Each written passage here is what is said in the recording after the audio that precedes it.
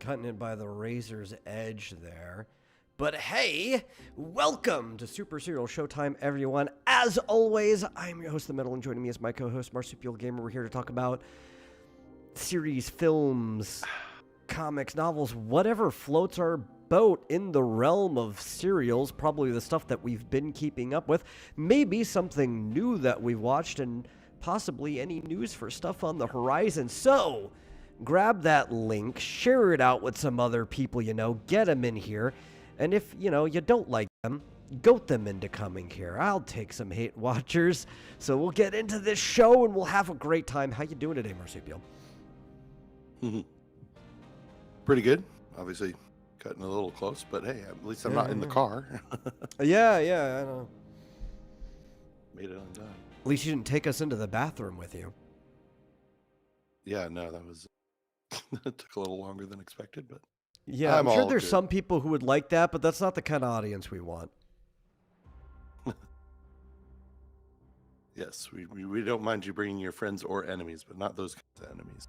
Yeah. A certain level of class. It's not much. It's like literally a bare minimum, but,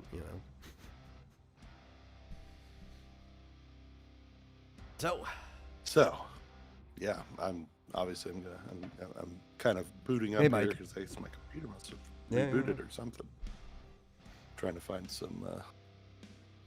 Well, I Some guess while you're interesting booting stuff here. things up, before we talk about any things we've watched, I do have some news, I guess, category. Technically, everything's news. Apparently, for a single weekend, Netflix decided that they were going to take the sing-along version of K-pop Demon Hunters to theaters as like a box office event, which I thought was a very interesting thing because Netflix doesn't ever put anything in theaters. Yeah. And it did very, very well for only being put in for theater and for something that you could just watch at home on a streaming service. They got a worldwide box office of $18 million. I would have thought less. Honestly, I would have thought less. Is that for one day or just over the whole weekend? It was literally just the weekend, but that was it for the whole weekend. Not too bad. Yeah. And they say that it only even did as well as it did because it was already on Netflix. I feel like you can make some arguments that if it was a theater exclusive movie from the start and you were giving it a whole show run, that people liked it enough, it probably would have done well enough in the theaters. But if it's something they've already seen and you're only putting it in for like a box office event, well, only like the super fans are going to come and see it. A lot of people have other things to do on their weekend. Yeah, well, I mean, if it had been something I was at all interested in, could have gone that time. But I'm not interested in that in the least. No, same. Like, I've saw it. I don't even think I'd watch it again for free at all, even if they handed the tickets to me. But there are plenty of people. You saw it loved once? Yeah, I watched it. We talked about it multiple times. Very well. Yeah. But yeah, it wasn't. It was mid. It was kind of mid. But like people love it. Yeah. Right. Guess. Seriously, I guess girls like it. Girls really like it. I'll say that. It's hard for me to like, go to a stream or something where the streamer is a woman, and during 2 months after it came out, so even kind of almost now, it comes up all the time. And if somebody says they haven't watched it, they're like, "Oh, you got to watch it. I'm going to strap you down and force you to watch it."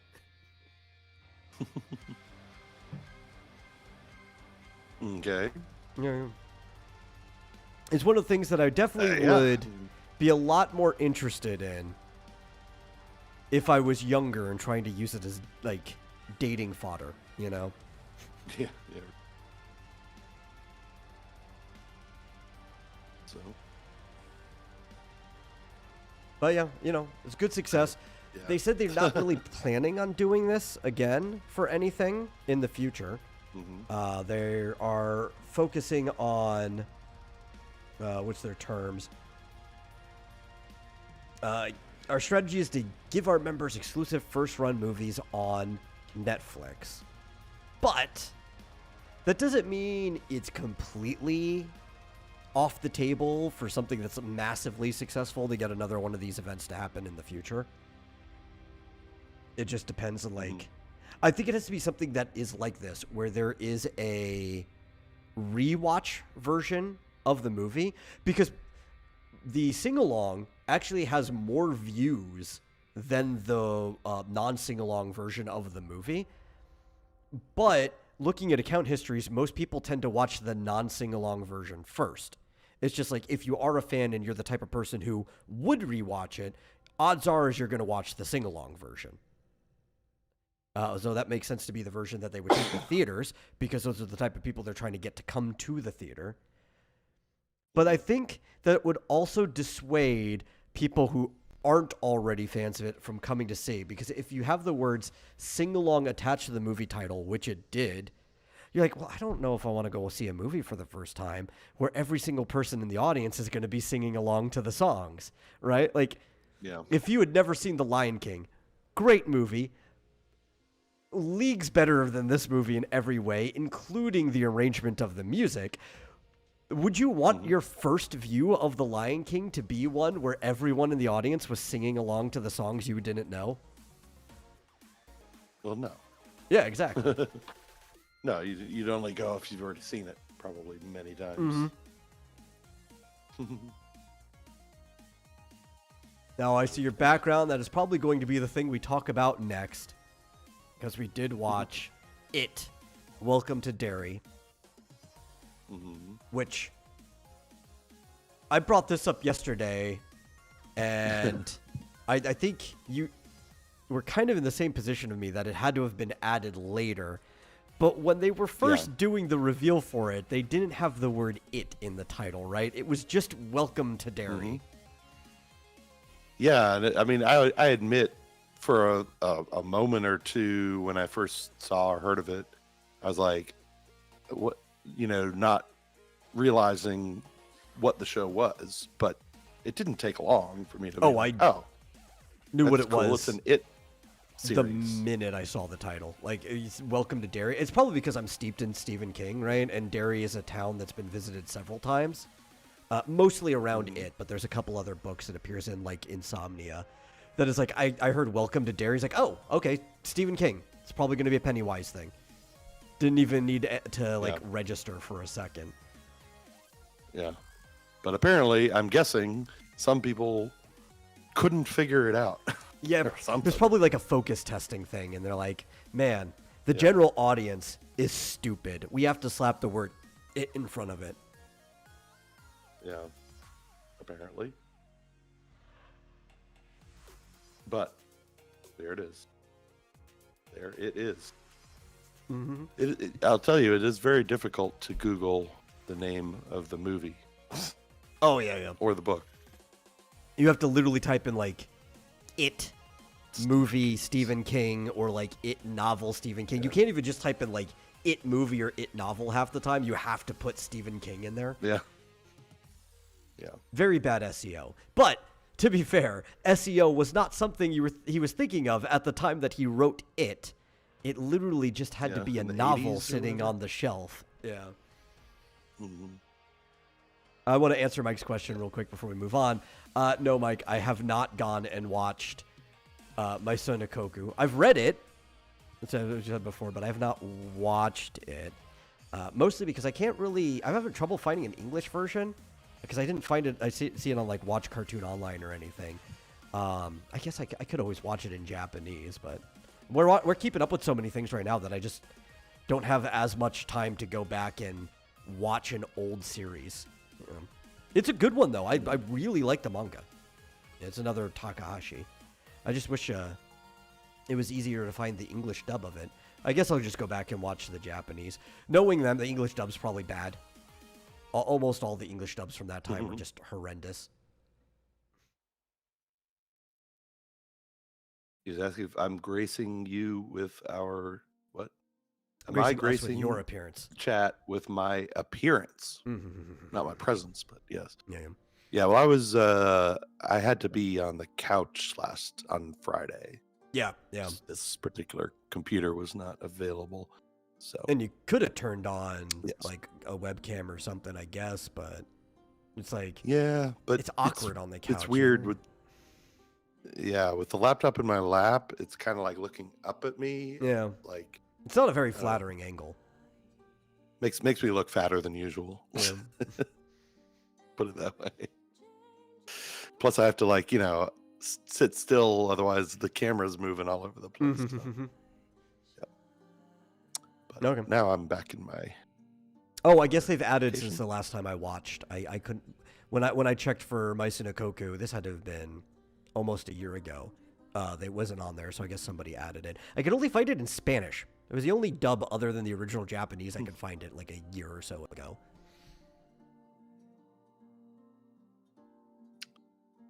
Well, I think we were both a bit surprised at how gory this show was.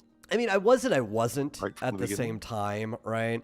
Because it's on HBO, and HBO can get away with stuff like that. It's kind of weird though, because like HBO isn't HBO anymore, right? What you and I think of when we say the words HBO, we think of the cable network that you had to pay extra money for, and because like somebody had to pay extra money, they could do things that you'd never be able to do on regular TV or even in your normal cable package, right? Now it's still kind of sort of that. It's a streaming service. Oh yeah, we're talking about it. Welcome to Dairy Fizz. It's still kind of that, but it's everything. So it's not HBO. It's the whole streaming service for Warner. So there's stuff on there that if like a child was flipping through because they'd be looking for, well, not Looney Tunes because Warner kind of fucked that up, and for some reason that's not on there anymore. But if they were looking for any other thing that a kid might be watching, they could stumble onto this, and it's way too graphic for a kid. Yeah. I mean, they still do these sort of feature, shows where, Game of Thrones is pretty gory, and they're not afraid to, go over the line of what normal TV usually does. I was not expecting even though it was a puppet, right? It wasn't the actual woman. I wasn't expecting full frontal of a pregnant woman.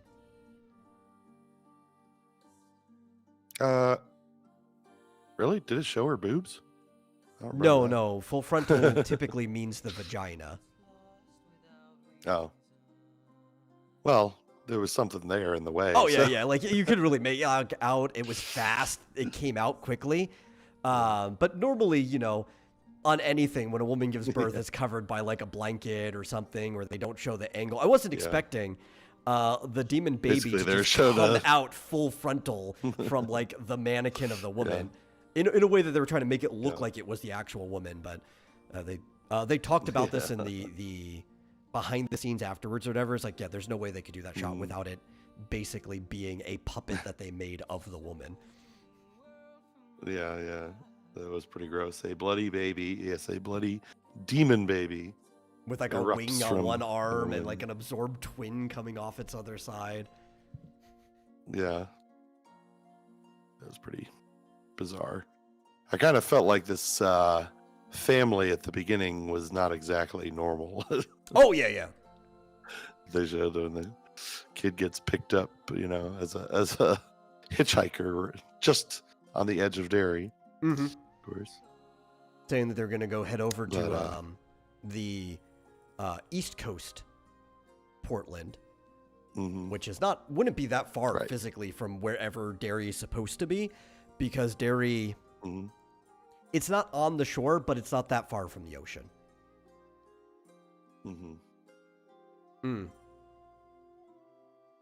He says it's been on there a while. I couldn't find it last time I looked, like a year or so ago. I don't know if it was temporarily down or something, but I looked thoroughly and I could not find it. I don't know if we want to spoil the ending just because it's really new. It just came out yesterday. Yeah, I yeah. believe. So, I also but, just don't know if the ending of the first episode matters or not, as far as a spoiler. Like, it'd probably be kind to not spoil it, because it's really just setting up expectations for the show. But yeah, I was thinking maybe we don't mention that part, but other than that,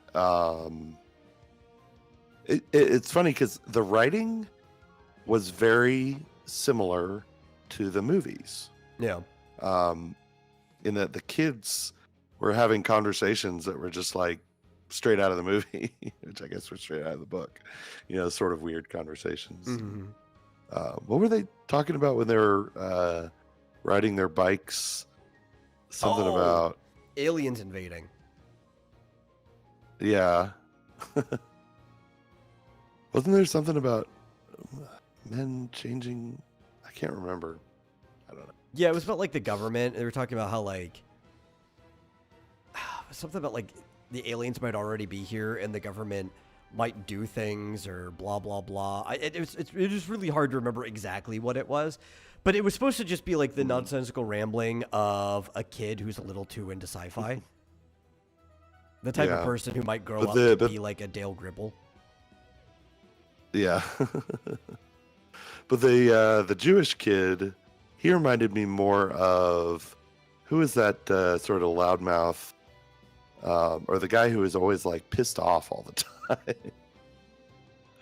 He reminded me of the kid from the movie who was always pissed off. Yeah. Well, I think both of them were supposed to specifically resemble kids from the movie, which... Yeah. Thinking back of it after watching, I should have known their fates. Mm-hmm. Just because it's like, oh, it's obvious. Well, yeah, that kid reminded me of Eddie Kasprak. Eddie, okay, yeah. Eddie was complaining a lot. Yeah, he was. Yeah. He was kind of like a mix between like Eddie and Bill, right? He was like halfway between them, but then given like the backstory of Stanley. Yeah, but the older kid or the taller kid, I don't know if they're the same age, but the taller kid kind of reminded me of Richie. Yeah, he was. Oh, for sure, absolutely. Kind of wisecracking and. Well, even the way he acts is. And they're. That one kid actor who's also like he was in Cobra Kai as well and stuff. He had like those mannerisms, and like I feel like intentionally they directed him to act exactly like that. Yeah. It's really reminded me of of the movie, the more recent movie.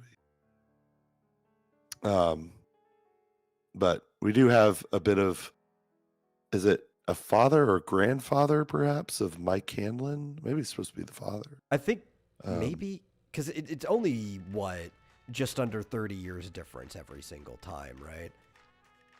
Yeah. Because it gets the original, like the kid part of it was supposed to take place in the 80s. Yeah. Or at least the current timeline. In the book, it took place like 30 years before that, but they had to shift everything 30 years. Yeah. So yeah, in the more recent movie, Mike Hanlon looks like he's 15 or 16, maybe 15 in the mid 80s. So yeah, that would be his father coming to Derry to be a sergeant or something at the base. Yeah. He's going to be a pilot. But he seems to be a ranked major officer. Yeah. Is this the Air Force or is this the Army? I think he's Air Force, but I think it's an Air Force base itself, but he's just in the military. Yeah. They haven't really talked too much about it, but he is there to fly a plane in case they need him to fly a plane. He's basically the nuke deliverer if they need to actually drop a nuke. That's what they were implying. And this takes place in the 50s. So I guess. The movies have made it a little bit more stern, that it's every 27 years. In the book, it's a lot looser. It's more or less about that time, but it also depends on how well Pennywise fed in the previous encounter. right? Mhm. So it could be longer stints, it could be shorter. But I feel like maybe that just is a little indecisive for audiences, or they think so they've made it a little bit more of a fixed number for the adaptations. Mhm. Yeah, I wonder if it was shorter. Like it's usually around 30 years, but like in the book, maybe it was only 27 because when he went up against the Losers Club in the 80s, or well, in the book it was in the 50s actually. They kind of defeated him Yeah. before he could fully feed. Yeah, he had to go into like an emergency hibernation or whatever, you know. Yeah. But yeah, well, it's this whole this I guess it's not the whole universe, but it's definitely this town. Like, and they explain why, but like everyone's awful. Oh yeah. Everyone is absolutely terrible. The children get traumatized by their own families, for God's sake, because their parents are all awful. But I mean, it's explained because it's obviously the influence. Oh yeah, every generation, everybody goes through trauma. So there's like this generational trauma of the town of Derry. Yeah. There's the also poor girl. Oh, what are you gonna say? I was going to say, her father died. She has this terrible story about how her father died. Mm-hmm. She blames herself because she asked him to go back into the factory and to pick up something, and then he gets killed by a machine, and then her mother just doesn't give a shit. She's just like, it's not comforting at all. But, what were you gonna say? Oh, well, so I was gonna talk about with the cycle and everything because, we don't know how this series is gonna end. You think you should know how it's going to end because, well, obviously the events of the book / the movie, because this is more of a prequel to the movie than it is to the book, but it's whatever, right? The events of the movie have to happen since this is a prequel. But the problem is, for people who know King's works, that doesn't mean that the kids can't defeat Pennywise in the current time. So we don't know if everybody's going to die, if some groups become successful and live long enough to become adults. Obviously, Mike's ancestor is going to make it through or something, right? Maybe he'll have a kid or whatever, right? Yeah, because he doesn't have a child yet, right? Yeah. So well, he has a family. Just to live long enough. Right? He's got a wife. Does he didn't say if he had a kid or not. We don't know if she's pregnant, but he did say the reason he was only spending the weekend or whatever on the base, or 1 week on base, is because they were getting a house in town because his wife is kind of tired of living on base. Yeah, but it's too early. Like, Mike wouldn't be born for like another 15 years. Oh, yeah. Yeah, so it's like... you kind of know he's going to live, I assume. Yeah. And we don't know who will or won't. And the first episode sets that up pretty well, that you can't know who will or won't die. Even though, like, I think we expected almost everybody to make it out of the episode before anything happened at the end. So, but like... Kind of thought maybe. I assumed. Yeah, the reason, though, that they could defeat Pennywise in that time is because of insomnia. And basically the end of it kind of left you with the questions like, did they kill Pennywise or not? But in Insomnia, when he's driving through the town of Derry, because it's on one of the other books that it takes up in, there are signs that say like Pennywise lives, which I think was also at the end of it. And there's also a mention of him possibly hallucinating a figure in the sewer as he was driving by. So it's like there's seeds that they didn't really kill Pennywise. Like, they stopped him really from doing major damage during that cycle, right? They got him before he really killed a lot of kids or anything. And I think they didn't really get rid of him. I think they released themselves from the curse because because it was horrible. They could remember after that, right? Yeah, it was haunting their entire life. They had trouble remembering till they returned to town. Stanley took his own life. And they had the scar. Now, I don't know if this happened in the book, where they had a scar in their hand where they pledged to come back. Yeah. They said in the movie that the scars went away. Yeah. So like, I don't remember. seemed It's to been a be- while for like a smaller detail about that. They did actually make a pact like that, but I don't remember if it was supposed to have gone away or anything. I liked the movies. I was saying this while we were watching it. I did enjoy it, but while I thought the second one was better than the first, it also retroactively made the first one worse because it seemed like they were just going to do what the miniseries in the 90s did, where they were going to show the kids' side first and then the adult side, which is a fine way of doing it, but that's not how the book did it. And then they decided in the second one, it's like, oh, no, we're still going to show you the adult side, but they're going to have the flashbacks back to being the kid, which is also how we found out what the kids did in the first place in the book, because it was always the adults flashing back and forth. Yeah. Oddly enough, the miniseries, if I remember correctly, the first part of it, was it in 2 parts? I think it was. I think it The was first half. 2 tapes if you own it, but I think it was over 4 days that they aired it originally. Oh, right. Yeah. Well, let's say the first half, as I recall, starts off with the adults, but the kid parts are all flashbacks. Sort of. As I recall. The way that one starts is miniseries. as he's talking to Mike on the phone, it starts to roll back to the kids, and you're with the kids for quite a while. Yeah, it's before you mostly get the back kids. to the yeah. Yeah, but they present it as a flashback, Yeah. them remembering stuff. And then it'll go Whereas to in the the next guy, movie- and then it'll flash back, and then you'll go to the next guy. But you'll only be with the adults Yeah. for like a brief moment before you find out what happened to them Right. as a kid. Yeah, which is kind of sort of how the book did it. And then, but in the new movie, they didn't get to the adults at all until the second. So, But we don't I have to like worry about that though. here. I mean, there's, yeah. This is. I mean, they even talked about it after how they kind of had a lot of freedom to just.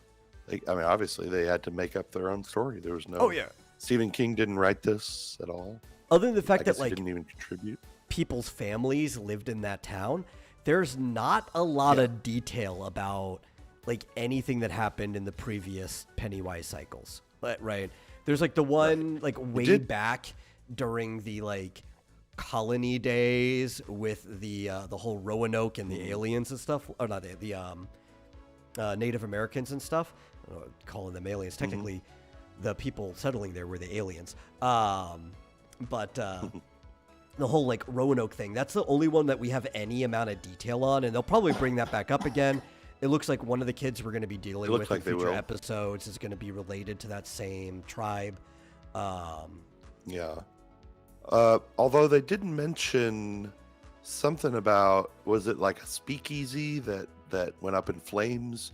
But that would have been like in the 20s. That would have been the cycle before this, like just the one right before that, which would have been like in the 20s. Yeah. Pennywise is a space demon, ain't he?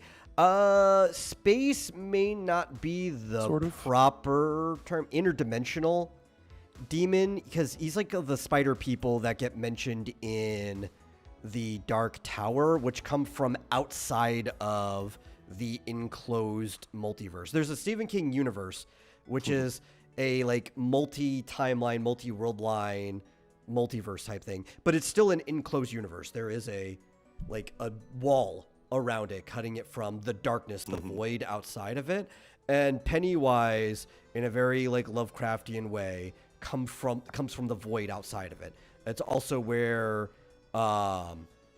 Randall Flagg, this Walter Patrick, comes from.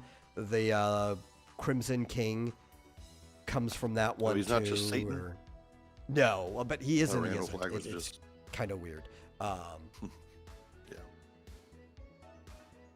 Yeah, well, and they had a nice little nod to the interdimensional turtle. Yeah, they did. I thought that was funny. Would she get or she didn't get it, but the kid at the beginning got it out of a Cracker Jack box or something. Yeah. Like a little. He's like, I always got the rocket, turtle. So he's like, well, I'll trade you for the turtle. Yeah. I guess it protected her. Yeah, yeah. He probably, well, I mean, I guess if he wanted to protect her, a good idea to give it to her, but then he loses Listen, his man, protection, I if guess. I have to go through dairy, I'm gonna have like a box turtle in my hand the entire time. Yeah. Live turtle charm. Yeah, I mean, it turtle might just charm, like scare him away. It's turtle statue. in the Mummy when he like holds the cat up to Emotet, right? And it's like, yeah, but maybe I could scare Pennywise away by holding a turtle up to his face. Yeah. But Stroza wants to know, wait a minute. How many cosmic spiders are there in fiction? Well, there's a lot in All just of them, Stephen King all the alone. cosmic spiders. Um, He's not exactly, well, I guess he's kind of spider Yeah, yeah. shaped. well, yes, because they're not Technically an actually arachnid. spiders or anything, right? It's just the closest approximation that a human can perceive when they see their true form. Yeah. Of course, yeah. I guess being an interdimensional being, you can't really perceive exactly what he is. And Yeah. they kind of in the movie, well, I guess I assume even in the book, they indicate that if he actually shows somebody his true form, they're just Horrified. hypnotized into their mind is blown effectively. Though most of the hypnotism comes from the deadlights, but the deadlights themselves might actually be the core of his real form. So it's like, you know, Right, that's what I'm saying. it's semantics either way, but it's like you can make arguments, but it's like I think it all means the same thing. Yeah. It's hard to explain because the human mind can't comprehend. It's not meant to be explained. What It wasn't written to be explained. I kind of wonder, like, is there weird things in the whole it verse? Yeah. Like, if they cut their hand and they keep that, you know, scar all the way up until they at least mostly defeat Pennywise, was it ever real? I kind of wonder if anything in Derry is real. Like, he's got like the entire place is under this illusion that even follows you out of it, you know, outside of Derry once you leave. Well, death is real. Well, yeah. Yeah. I mean, there are real things, like real people, and It's obviously just, you you can kill can't them. know. It's but like I feel living like in a shared schizophrenic state. You don't know like which thing you're experiencing is natural or just Pennywise. Mm-hmm. Yeah, like even, you know, pledging to each other and cutting their hand is like they're not really doing that. Like if you could see past the illusion to what is really happening, Or maybe they are. all of this stuff is Right. That's the other thing is like the scars might be real. But then why do they disappear when he supposedly dies? Because he's not really Because dead. the trauma healed, right? Because like the thing can be a metaphor and actually happening at the same time. And this is where we're dealing with something that is effectively magic. Yeah. See, I don't know that he has real magical powers, though. Like, I think all he has is illusion. And so I don't know if the scars can just heal on their own. I think. Well, I don't think it's all Pennywise. At all. That's another thing, too, because there's a lot of forces going on here. But, like, the fact that they bring in the spiritualism of the tribe, that was there, too. That's kind of somewhat like a magic force. There's a lot of forces going on in Derry because it's like every action has an equal and opposite reaction. The pressure that Pennywise puts on the town is also being pushed back in. Mm-hmm. This is kind of like, I you know never how you would understood know the what whole- isn't real? Just bring somebody with the Shining through town. Yeah. Yeah. Well, apparently, who is it? Like, I think they mentioned this in the preview of the next episode. The other black guy at the base apparently has the Shining because he can see things. Yeah, they were kind of Remember, hinting they at that. said- Yeah. Yeah. But yeah, I always wondered, like, where did this Native American tribe, were they visited? Or maybe they went on a spiritual, you know, whatever journey. And I think they had a visited connection with the or turtle. something. Yeah. taught them the what's it called, the ritual of Chud. Yeah. Well, so in the Stephen King universe, the Kingverse, if you want to call it, some people just call it the Dark Tower universe as well, since that's the thing that connects all of this stuff together. Dreams are real. They're a thing that happens, right? Even if you wake up and that experience is there. But sometimes when things happen to you in your dreams, like let's say you had a cut on your hand in your dream, sometimes you'll wake up and that cut will be there, even though nothing physically caused it to you. And that's part of like the interaction of how the Shining and just the psychic connection to the universe itself works in his world. It's very like mystical that if you did like an ayahuasca trip or something and you communed with some other, like an interdimensional being like the turtle on an ayahuasca trip, some of that would follow you back to your waking world, including like rituals or maybe even communing while you're awake with it. So I don't think they have to explain it too much, just because if you're in the zone that King has set up, you kind of get a feeling for how things should work, that you don't necessarily need hard explanations for everything. Mm-hmm. Well, anyway, I guess we kind of already hinted that not everyone survives the first episode, which is interesting. Yeah. But well, I'm sure we'll talk about it in more detail in a few weeks. We don't have to say we're who sure that anyone who's survived, you know. Exactly. I mean, I'm guessing dies in, that like, the girl first 5 at minutes, the so it's like true. I'm guessing the girl at the theater is going to be more a bigger character. yeah. One who, kind of tries to hide the other kid. I can't even remember. I can't remember their half the names, characters' names. Yeah. I know, like, the kid who died at the beginning was like Maddie, I think. The one he's like the inciting incident, because you always need an inciting incident to get everybody involved. Yeah. Huh.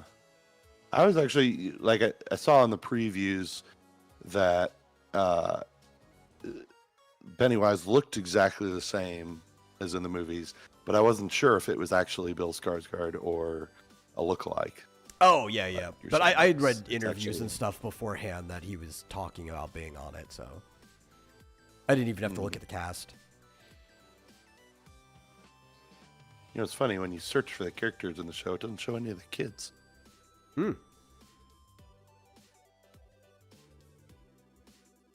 Lily, Teddy, Phil, and Susie. Okay.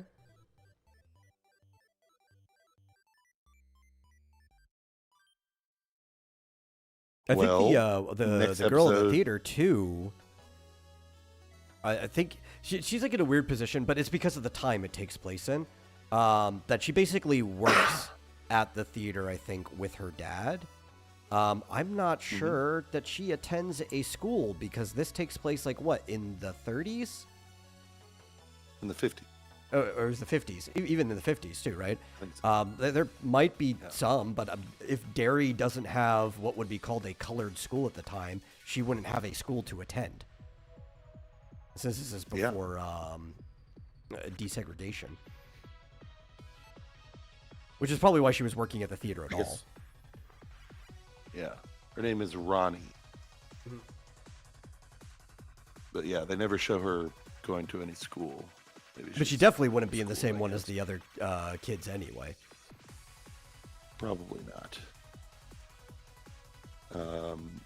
Does it say? No, 1962 is when it's supposed to explain. Oh, is it? Okay.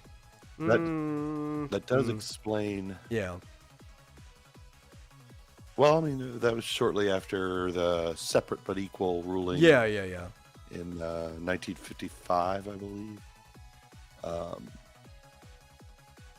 But it does explain why there's a lot of fear of nuclear. Yeah, absolutely. Bombs and fear of nuclear. That was like the whole 60s and 70s. Yeah. why was segregation? That's That's a that's heavy a topic, but that's a it's big kind of like, topic. the short answer is because that was the default Racism. uh, nature of things after the end of the war. Like, it started in that position. It needed to be moved to a different position. Yeah, I mean, well, I mean, after the Civil War, Yeah, yeah, I mean, yeah, yeah, it's just a continuation, into after World War II, Mm-hmm. up until well, It was a very the civil rights era. yeah. It's like there's a lot to it where there were incremental changes being made all throughout time since the Civil War, but things just take a long time to happen in the world. Yeah, It seems ridiculous because it's we almost sit where we are now, but yeah.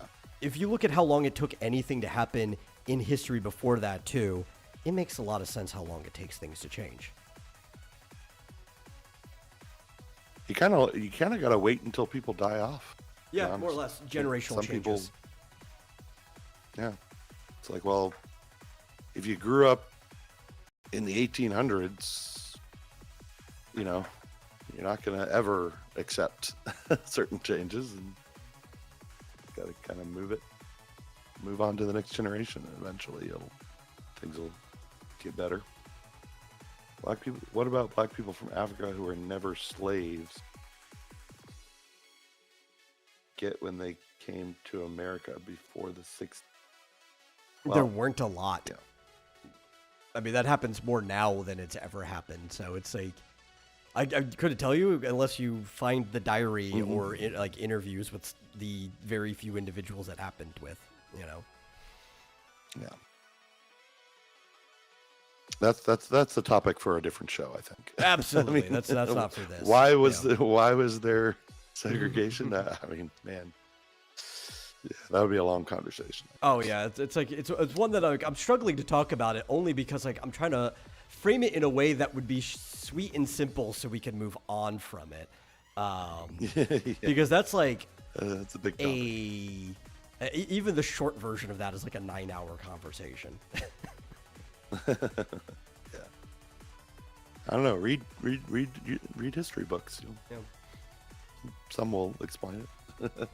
So, anyway, how did you feel overall I about think this episode?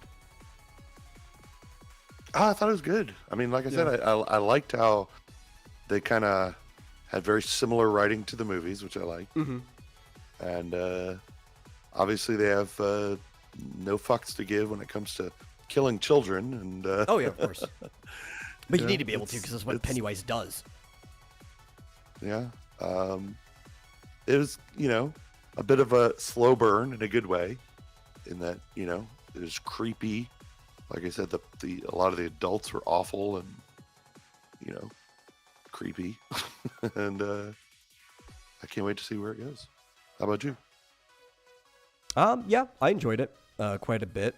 I'm still not sure how I feel about it, but I am giving it the graces of continued watching it because it looks like there's a lot of potential. I just don't know if they'll fulfill the potential, if you know what I mean.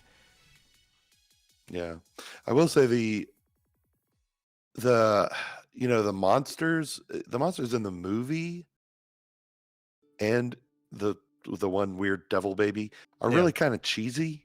Yeah, But like, they should be. I think that's intentional because it's Yeah. like based on the kids' sort of fears, and when you get it, I mean, Pennywise himself is far scarier than some cheesy, Yeah. Wolfman or something like that.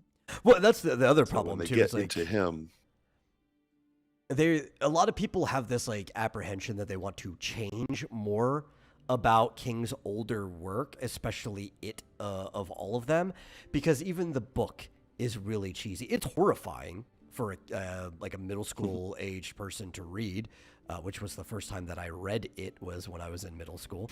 But also, like when you think about it, it's like they're all universal movie monsters and stuff like that they're dealing with for the most part in the original book.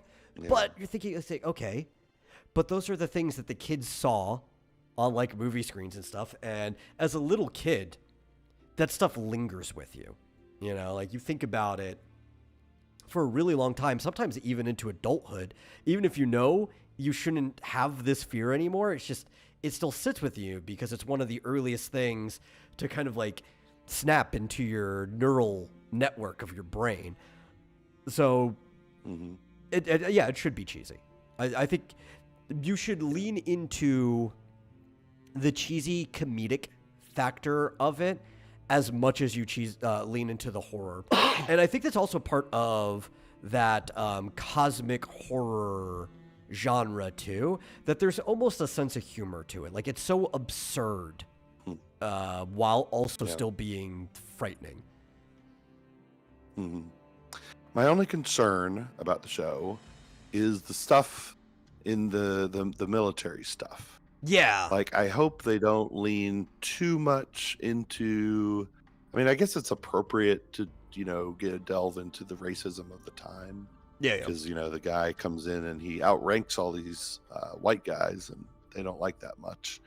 But, like, I hope and then there's this weird thing where he gets attacked.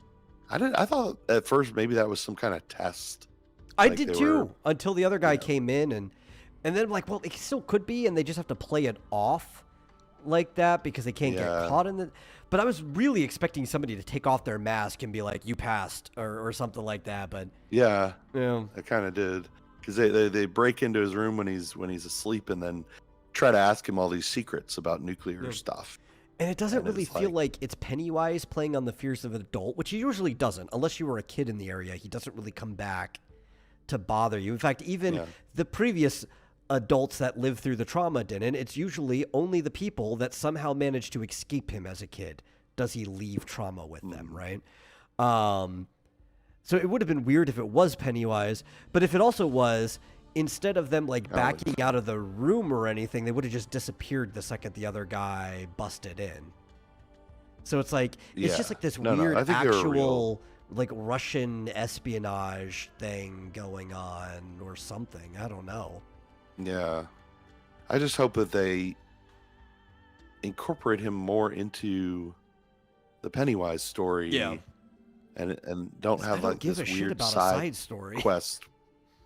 Yeah, where he's fighting racism in the base or whatever. And it's like show feels like they need to have a B plot. I don't know why every show feels like they need to have a B plot. For some shows, it helps to have a B plot, but yeah, if it ends up integrating in and tying in to what's going on in the town, that would be good. I'd be interested to see. I just don't even know if that's necessary. Like he could have just started dealing with trouble once he moved into town, right? Like once he was actually in his house with his wife in town, and maybe he saved one of the kids from Pennywise or something. Like you could have just involved this guy then. I don't know why this B plot even needs to be here, even if it integrates.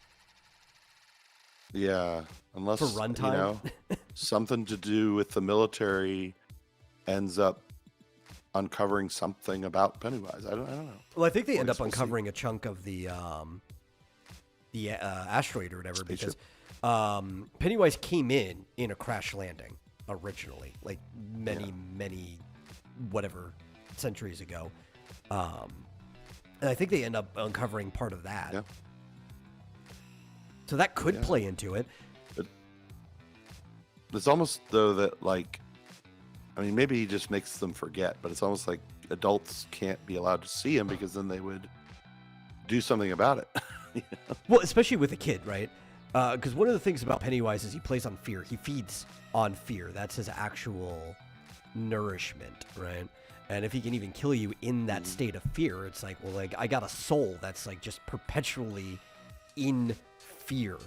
Adults, though, the problem is adults have that like paternal, maternal instinct to protect kids, and all fear just gets thrown aside when you have to run to protect a kid. It's like basically his kryptonite in that way, is somebody who is fearless running at him. Yeah, and this guy, especially most people in the military are not going to be They might be shocked or whatever, but they're gonna protect any kids. that Yeah, try you want to attack or recruit the whatever. kind of people that'll run into danger. So we'll see. It's hard to say from the pilot, but Yeah. it's promising. You're right, Pistroza. There's a lot of unspoken rules, at least in some older horror movies that don't kill kids or pets or whatever. But this one kind of breaks all those Yeah. rules. He does occasionally kill adults, though. But it is the meeker, Yeah. kind of more easily scared adults that wander off to the side and from the rest of the pack. Usually loners nobody will miss anyway. They're very easy to prey on. Hmm. Yeah. Well, that's not all we've seen lately. Oh, yeah, no, we've been watching other things. I think that's enough for Welcome to Derry.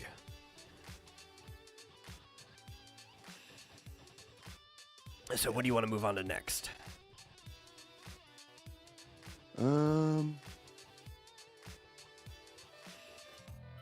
I don't know. We have a number of shows that we Well, that's why Finally I'm asking. gotten Do you to want to talk about come back Lana into our. next, or do you want to talk Well, about did we- like did- Spy Family or One Punch Man? You know? Well, did we get into the chair company last time? I don't think we talked about it at all. You feel want to like get we- into the chair company first? Yeah, since we didn't get to Okay. it last time, that would be good. So Yeah, you we're wanna set watching it up. the chair company also on HBO. If you want me to. Yeah. Which is Um, why we watched this. We were actually so- looking for the chair company, and we saw the episode there. Yeah. Yeah. That's an interesting new show. It kind of reminds me, it's very different, but it's kind of, to me at least, in the same vein as Severance. I was thinking that And that- too. Like it's quite kinda a weird. bit, yeah. Yeah. It's a new show that's kind of, there's something weird about a company. So I guess the main character is Tim Robinson. Is that right? Well, yeah, he's Yeah. played by Tim Robinson. He's Is it- the writer producer of the show. Former hit "I Think You Should Leave," which was like a sketch show that he did with a bunch of his bits and everything in it. Yeah, and he's a weird guy. He's Oh, I love his humor. I don't know if he's like this in real life, but the main character, Ron Trosper, is really neurotic. He kind of reminds me of what's that guy the actual guy who was like the producer of Seinfeld, but had his Larry own show. David? Yeah, Larry David. He's really neurotic, kind of like Larry David. Like he can't let things go. Mhm. Just can't let it go. So, I guess he works at a development, like a real estate development firm. Yeah, it's making a mall. Yeah, and at his very first presentation of this big new mall project, he's in front of his boss, like who's basically the head of the company, and all of these other employees who are, mostly his underlings. He gives this presentation and he goes to sit down when he's done, and his chair collapses, and Like, it just embarrasses the Catastrophically shit out too. of him. It's like it just completely falls just- apart. Yeah, it's like an office chair, like the one I'm sitting in now, but just completely just breaks up into bits, and he ends up flat on his back, looking up. Accidentally looks up to up a Yeah. woman's skirt, who's like just right there, and he just considered like this was his Which is big bad moment. reflexes too, right? Like if Ruined everything. you were a woman, right, you'd be used to wearing skirts. If somebody felt like that, you'd immediately step back. But obviously it has to make the situation as comedic as possible. Yeah. It's Joseph says Curb Your Enthusiasm. It's kind of like Yeah, that, except yeah. it's not like that's sort of like a, what do you call Episodic it? Episodic sitcom. thing. This is just a whole arc, a whole story just arc. a straight sequential story. Yeah. So all it's, it starts with that, and then all he wants to do is get in touch with this chair company and basically get them to apologize. That's all he wants. But in trying to call them, he realizes he can't get in touch with them at all. He can't figure out where they are or talk to anyone that works there. He calls a number and it's just a third-party answering service, that takes complaints. He can't email them. He can't find them online. And it just spirals from there. He just, like, every day he starts obsessing about this company. He goes to a building where they're supposedly located and it's just vacant, apparently, or at least the floor where they're supposed to be is vacant, except that there's a big giant big red rubber ball there under like a piano sheet office or something, and he's like, rips it off. It's like, yeah, what the fuck? Where's all the chairs? Yeah. Exactly. And I think there's some papers that he finds that maybe fake, I don't know. And I and love then the it next when thing you Tim know, Robinson says, what the fuck? He says it in like Yeah. the perfect way. What the fuck? Yeah. Yeah. And then next thing you know, this guy comes up who was apparently hired to beat the shit out of him Just and tell him stop looking into the chair company. Yeah. And it's like, what? Like, stop. What do you mean stop looking? Like, what's going on? It's funny because, like, it's this guy being neurotic and everything. You think, just leave it alone. Yeah. But then you realize, he's actually onto something. It's the one time a neurotic on? person is right. That's the type of story it is, which it's not the only story that's been like this, but you hardly ever see it. It's not a very common one. So it's like, yes, let's get into it. Yeah, it just goes from there. So, you want to get into what happens after that. It gets crazier and crazier every I think episode. my I think we're favorite up to bit episode 3. of that first episode or whatever, or I don't remember if it was the first or second, but the one where the guy scares him, right, was beats him. After he beats him, he hits him with the pipe just like once or twice, and he's like holding him against the car yelling, stop looking into the chair company. He drops his pipe and starts like leaving, and then Ron gets back up off the ground, with his head bleeding a little, and starts running after him. And the other guy starts running like he's scared. It's like, wait, weren't you the guy who was just intimidating him? Why are you running scared? It's like, well, you'd already dropped this pipe. And it gets into like this whole chase for a minute until Ron is about to grab him, and he like unbuttons his shirt so that he could just like run away free. It's like, it's the dumbest chase scene ever, but that's what makes it great. Yeah, he ends up with a shirt in his hand, and like a guy gets away. It's a shirt kind of like what you're wearing right now. Oh yeah. It's and it's like a short older guy. Mm-hmm. He's not particularly intimidating. That's he's probably got why like the like the Cheech Marin phenotype, Yeah. He looks kind of older, like he's 60, and it's like, the fuck? Like, he wouldn't have even gotten beaten if he weren't surprised by him, And he didn't have a pipe in his hand. Yeah. But he ends up, he tracks him down and ends up hiring him. Yeah. After to try and help him because they had another encounter with each other where it wasn't really a chase. It was like in a back room, and then he's like about to beat the guy up or whatever.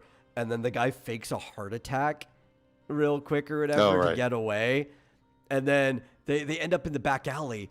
And his solution is like the dumbest, but like a Tim Robinson sketch solution. Well, if you don't stop, I'm going to scream. I'm going to start screaming. And then he actually just starts like whining at like a really weird sound and pitch. He's like, okay, stop.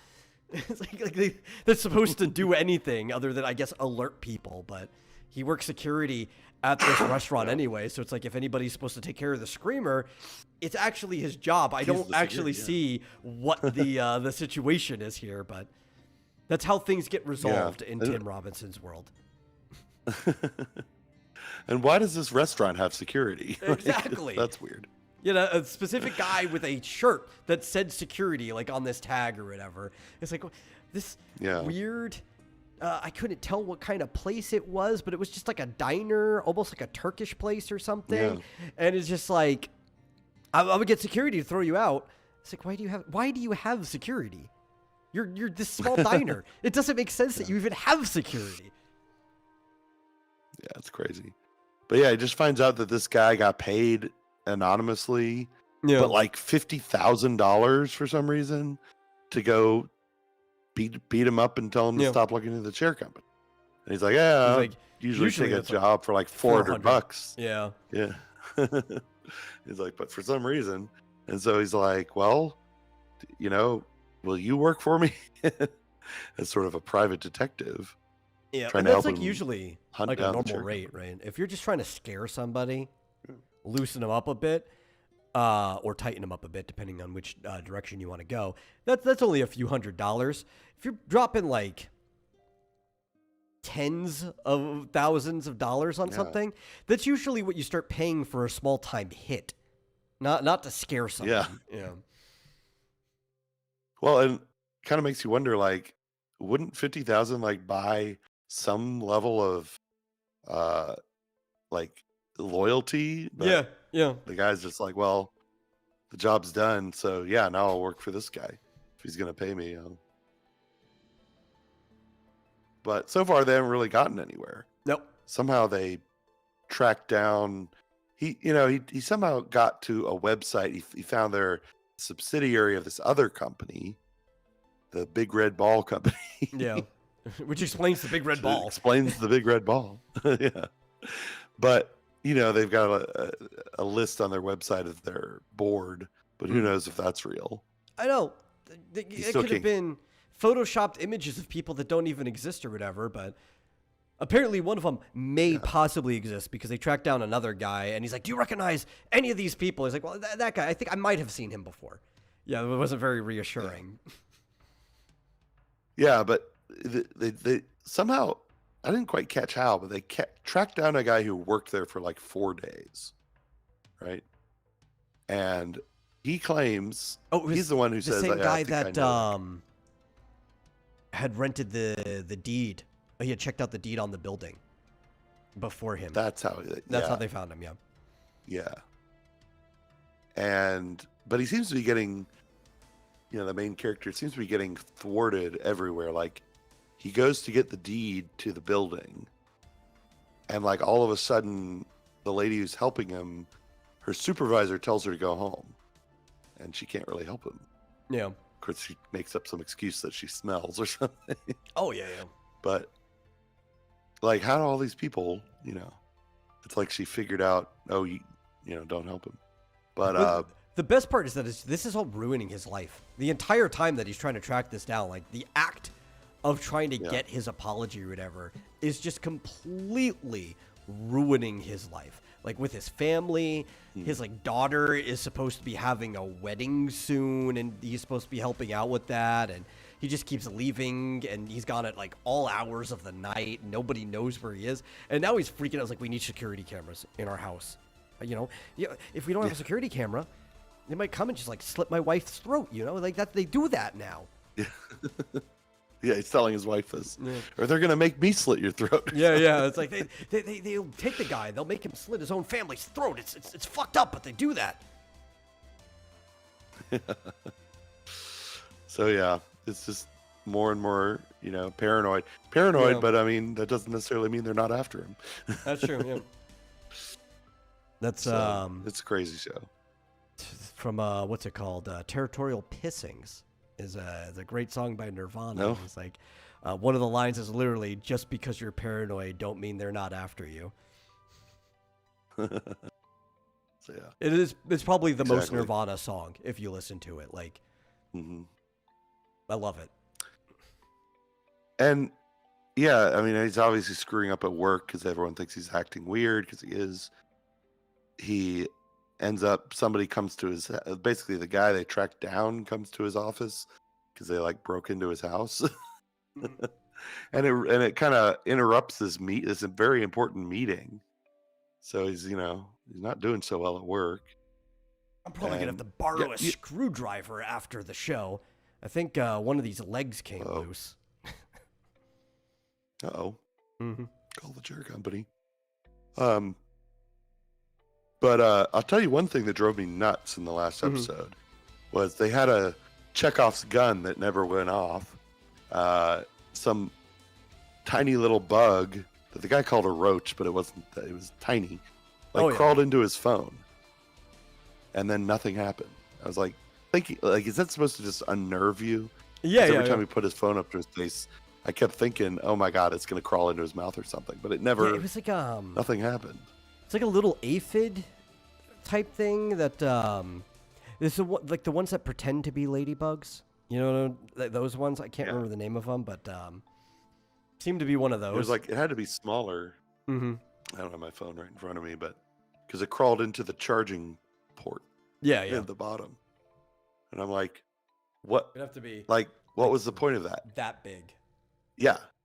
And I'm like, what's gonna happen? I couldn't stop thinking about it the whole rest of the episode.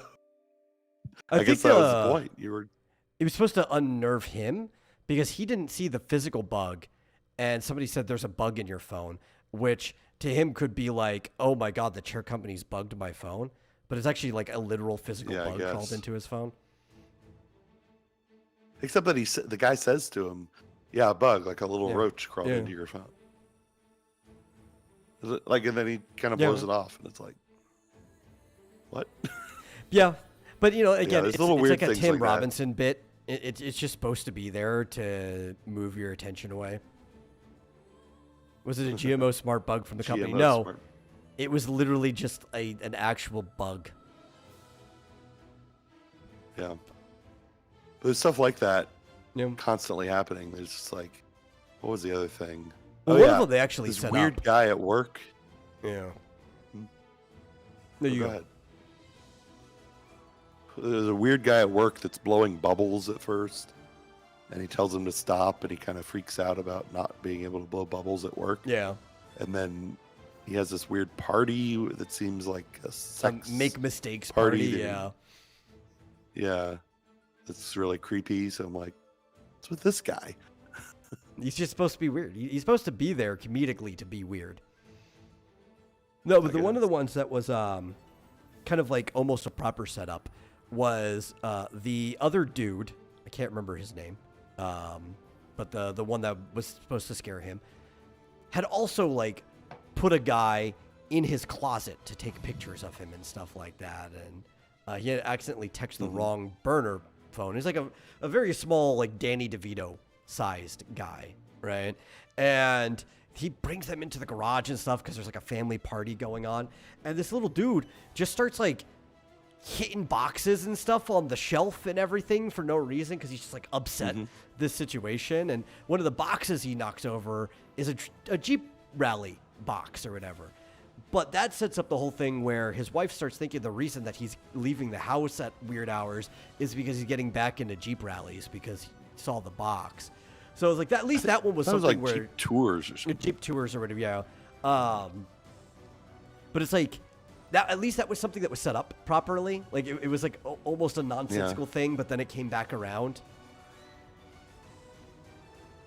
Yeah, I guess he's had other jobs where, get rich quick schemes, I guess. And this is like his first steady job since in a while. Yeah. I guess.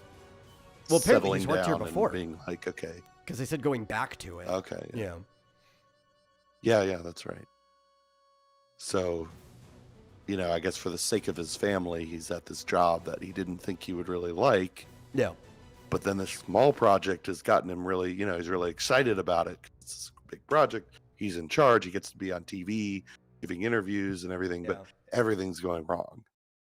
The community doesn't like it because they didn't mention there's nothing about football in the mall, and he just doesn't want to capitulate. This show is basically just a large absurd conspiracy theory version of every problem everyone has to deal with on a daily basis, right? Because like everybody's gone through the problems where it's like, I'm trying to get a hold of somebody and they just keep redirecting me and I can never get a hold of the person I actually want to get a hold to at whatever company I'm calling. It's like you call up, I don't know, you call up a credit bureau or something, or you call up town hall and you're like, I just need a person that can answer this question for me. He's like, oh, well, our department doesn't handle that. Let me forward you to somebody else. And then you're like 12 people down the chain before you actually even get somebody who remotely knows what you're talking about. You've gone through this with medical stuff recently, right? So these are problems like everybody's been through. But then this other thing too, I've been through this even, where they're like, you can't exclude football. That's like the whole history of the town. This is America. The whole history of every town is their local football. You can't get away from people like that if you try, right? Like almost every business, somebody tries to pressure you into having like jerseys from the high school or something, or some type of trophy. Luckily, some business will just take the bullet for everyone. Like I think it was the Williams Chicken in my local town had a bunch of jerseys and trophies and stuff for the football there. And it's like, cool. Nobody else needs to deal with this because they've got the Williams Chicken.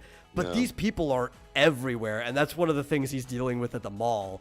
It's like, what do you mean you're not going to have anything about football in the mall? Don't you know that's the history of this town? It's like, I cannot stand these people. Yeah. Although, I mean, I can see his perspective. Like, no, we have this vision. Yeah. And, they've got, like, presumably all of the murals and decorations and everything all meticulously planned out. But, now they're like, well, we have to put in, they're talking about a statue. They're talking about a mural. They were talking about something to do the with directory being like a big standee with his hand pointing at where you are or something. And yeah, and they were talking about like making it a robot, like when you tell it where you want it to go, and it would point at the direction you need to go. It's like, I don't know how that was going to work, but although on the other hand, like I don't know what's the big deal being like, okay, well, we're trying to bring back malls and be a big fixture in this town. You got to do something. Just have somebody rent a space for like a sports store or something, Like, heck, in the town I grew up in, somebody started renting a space to do like a city museum, like for the history of the city. But it's all just like the sports records and people who played on the teams and stuff. And it's just like a small little business shop that's like 2 doors down from my favorite pizza place. And it's like, okay, but you can do that in a mall though. Like you could just rent one of the mall spaces and put like a town museum or something there. It doesn't matter. Why does it need to be a big mural or statue in the mall? People like that are just utterly ridiculous. Yeah. Well, what's funny is like nobody's specifying what to put. It's just like there should be something this famous. Yeah, they had this famous sports legend who grew up in the town, goes crying on TV about. Oh, because in an interview, the mall's not going to have any football. There was an innocuous question where it's like, "Oh, we haven't heard anything. Will there be any football in the mall?" It's like, no, there won't be any at this time. That was it. That was the whole thing that sparked that entire, like, side quest of like people. It's like, well, we need to have football in the mall because this dude is literally crying on TV and it's getting to people. Yeah. Yeah. So then all the people in his office are the ones kind of suggesting all this ridiculous stuff.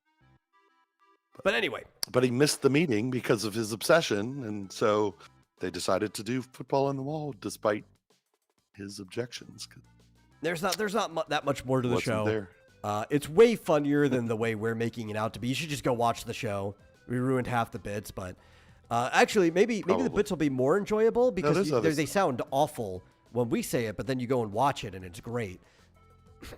Like, it's only uphill from our interpretation of the show. Yeah, I would say it's just, it's unhinged. The guy is weird and paranoid, and it's just hilarious. Really fun. And it's not, I've said like that show, what is it? I Think You Should Leave. Yeah, yeah. That's a hard, I've tried watching it and it's so cringy and you're just like embarrassed for the characters or for the people. Oh, And I have real trouble watching shows like that. I don't get that secondhand embarrassment from fiction. I can from something that's real. Like I used to get that from Ethan Klein's old videos, H3H3. I would cringe at some of the stuff that he would do in public, but it was really just one episode when they went to a water park. That was the only one that ever actually really got me. But when I know it's fiction, like I just don't get that at all. I guess I can completely separate it from reality. It can be painful to me, just like psychologically painful. But this one doesn't have that. I mean, it's the same kind of cringy, like weird situations, but at the same time, this mystery has me hooked. Yeah, I think it's the through line of everything being connected too. And even the nonsensical stuff feels like it makes a little more sense because it's connected to the stuff that happened before it. While if you were to isolate any of these scenes, any of them look like they could have just been a sketch, and I think you should leave. Yeah. They find this guy's mom in a pile of trash in his house, and they're like throwing popcorn or throwing chips at him. Yeah. It's so weird. So, we don't. It's only 3 episodes, and there's so much that's happened. Burning through all of our time because we spent most of it on it. Do you want to get to anything else? Yeah. I guess, unless you have news. I do have some. I don't have a lot. There will be a Stranger Things VHS that is being released. I don't think it's an actual VHS though. Everything's saying it is. It looks like it's just a diorama that unfolds from a VHS. It'd be cooler if it was an actual VHS. I know a lot of people don't have VCRs to play one at all, but I think something that is supposed to be riding on that type of nostalgia, you should release, I don't know, maybe just the finale. It's not like you could put the whole show on a VHS or something. They're very limited on how much storage is on one. I think a single VHS only can hold about 4 hours of tape. So on the larger end ones, the early ones, it was like 2.5 hours. So anything that was above that, you kind of had to split in half and put on 2 different tapes anyway. I know they had to do that. Titanic was on 2 tapes, and that was, just under 4 hours. But it's like you could take like a finale or something and put it on VHS just for fun.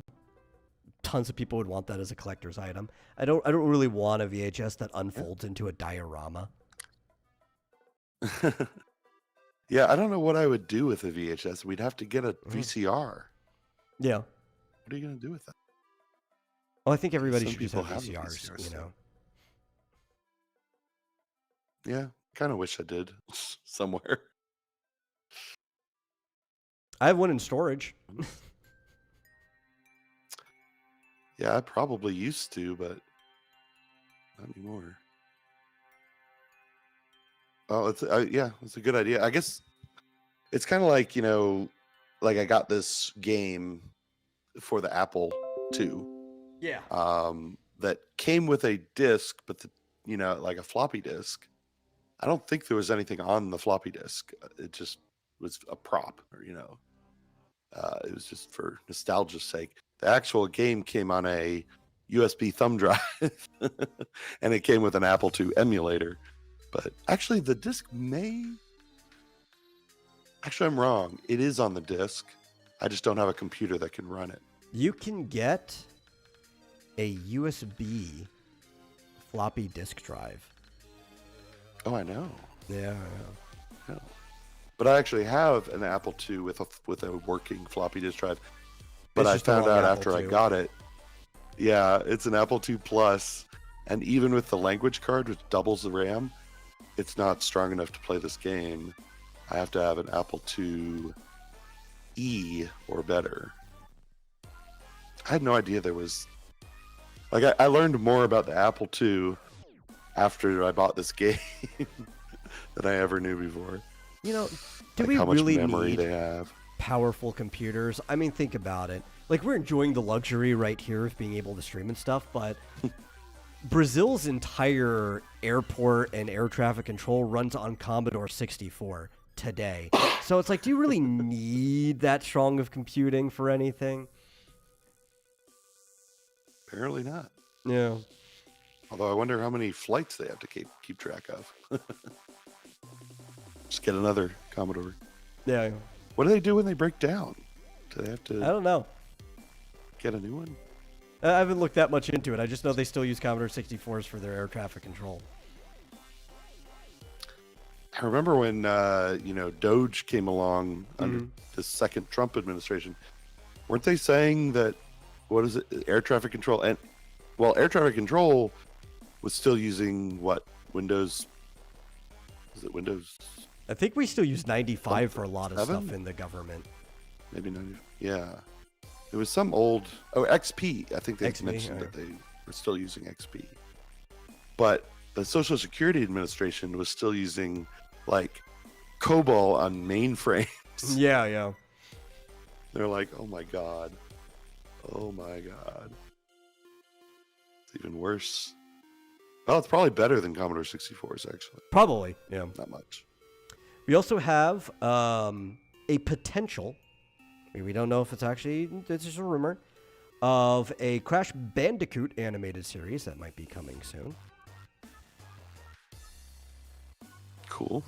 I don't know guess, what if they'd you be like that. telling, like, after the initial setup for it, right, like Crash being an experiment and breaking out and everything, you could kind of just make it sitcom-y, like episodic. It doesn't have to follow any direct path. I think Crash is a fine character. It could be kind of similar to Sonic Boom or something. It's a pretty decent property that you could do that with. I just like the idea that we might be seeing something akin to a classic cartoon again, because I don't think you could do anything else with Crash that would be fun. His game is like playing a classic cartoon. One of the fun things about Crash is trying your best not to die, but looking at all the unique death animations he has when you do finally die. Because it's funny that was a real big trope with the experimental thing that escapes. Like, Yeah. isn't that the story of Mewtwo and also Lilo from Lilo and Stitch? Oh yeah, more or less. I never played Crash Bandicoot. Oh, it's a fun platformer. I heard it's pretty funny. There's some stuff from back in the day that filtered people though, like the bridge level. But they're just like way too easy now. Yeah, Stitch, not Lilo. Yeah. I didn't even catch that you said the wrong name. Oh, yeah. No, Lilo's the little girl. Whatever. No, the way They're she both acts, some experiments people, gone yeah.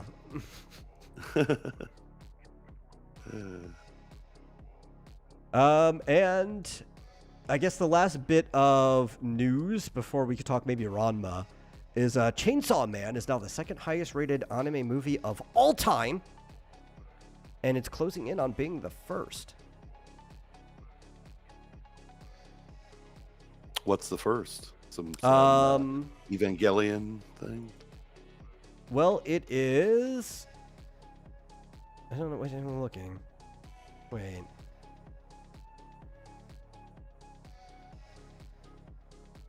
I don't think that the first thing that they're comparing it to is a movie.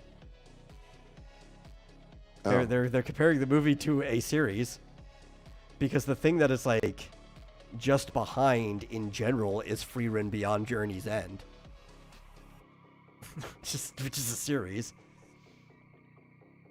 What? Yeah, it's like literally Okay. the thing that it's rated right behind is Frieren. It's like, okay, I'm struggling to see in this article if there's an actual movie that they're just behind. That's weird. Yeah, it's like, Maybe they're Well, saying what the is anime the is first? right behind Frieren. yeah. What are they saying? The first or the best, the highest grossing anime based? Yeah, I think Or it's supposed to be anime the second series-based highest rated movies? anime. They just worded it weird, like in general, and it just happens to be that the movie is. Because right now, Frieren is the highest rated anime of all time on my anime list, which is the most popular listing service. It's not one I ever used. I think I have a account there, but I always listed my watch history and everything on Anime Planet, which was like a competitor to my anime list back in the day. I still have all my stuff. I occasionally log in to update it. You should know, because it happened recently, what the highest grossing Japanese animated film is. Highest grossing? Yeah. It just happened. In fact, it's still playing. Still playing? I'm trying to think of one that's still playing other than Chainsaw Man. Let me just tell you. What is... Yeah, just tell me. It's Demon Slayer Infinity Castle. Oh, okay. Yeah, that makes sense. Demon Slayer, all the movies have always been very, very popular. I probably brought this up on a previous stream that it's the highest grossing or something. I just tend to memory hole Demon Slayer when I'm not talking about it because I don't like it. Yeah. I find it incredibly boring. Well, the second highest of all time is Demon Slayer Mugen Train. Yeah. So apparently a lot of people like it. The movies have all done really, really well for Demon Slayer. Yeah. What is your name? Oh, that's a really good, like just singular, like one-shot movie.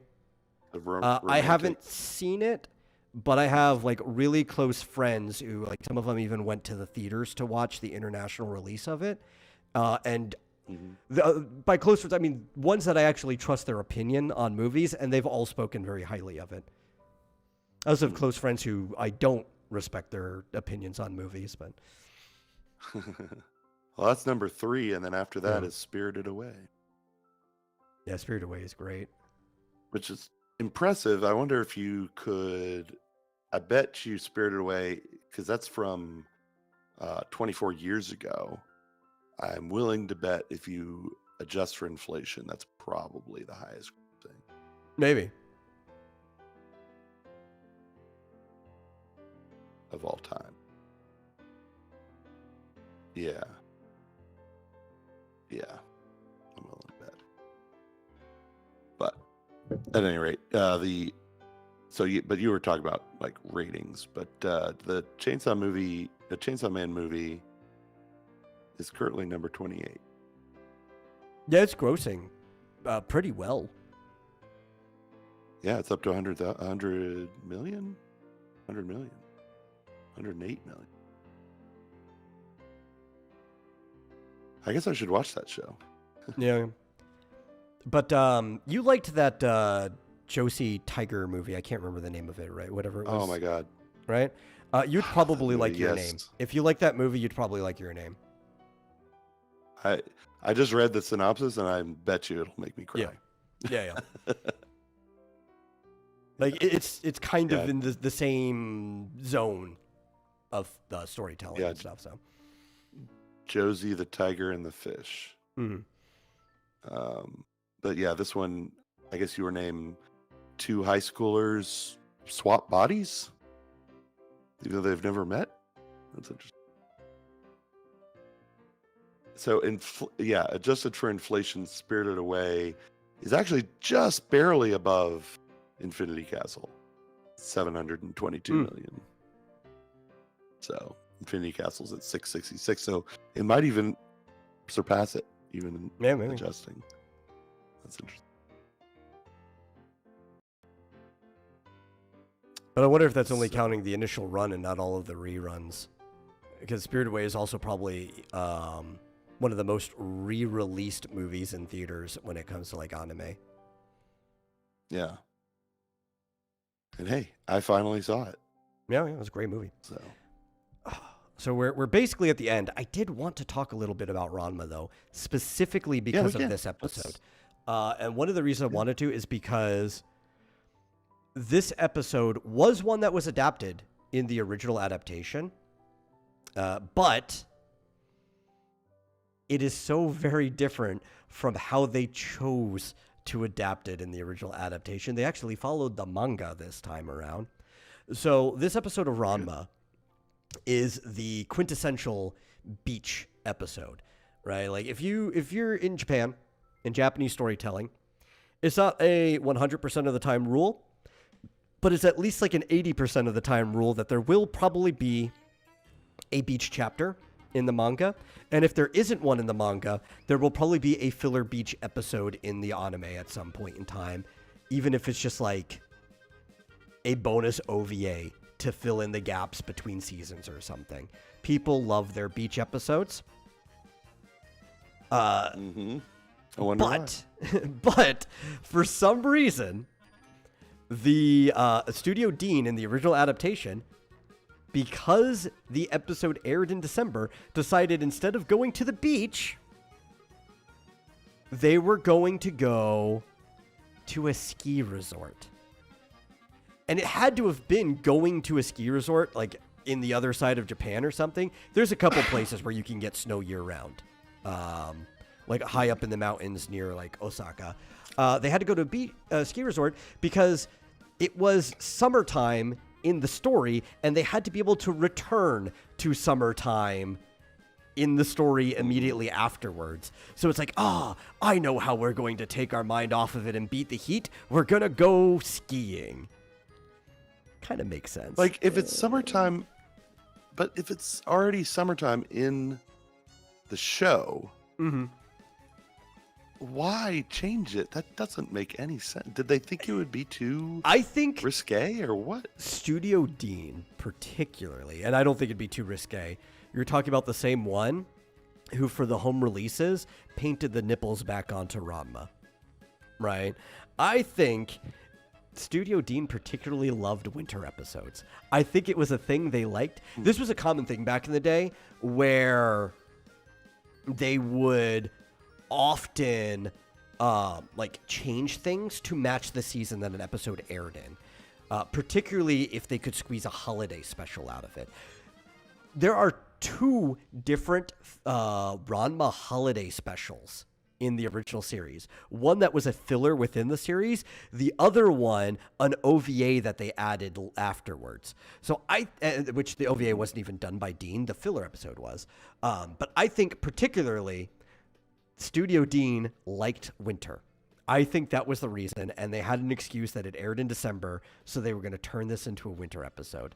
But it makes things very confusing. So in the actual episode, when they go to the beach, as they were supposed to, the reason they went there is because the Cat Cafe was closed. Ranma still wants that Phoenix pill, and they are opening up a stand in the beach for the summer, like a ramen stand, and delivering to people who are at the beach for the summer.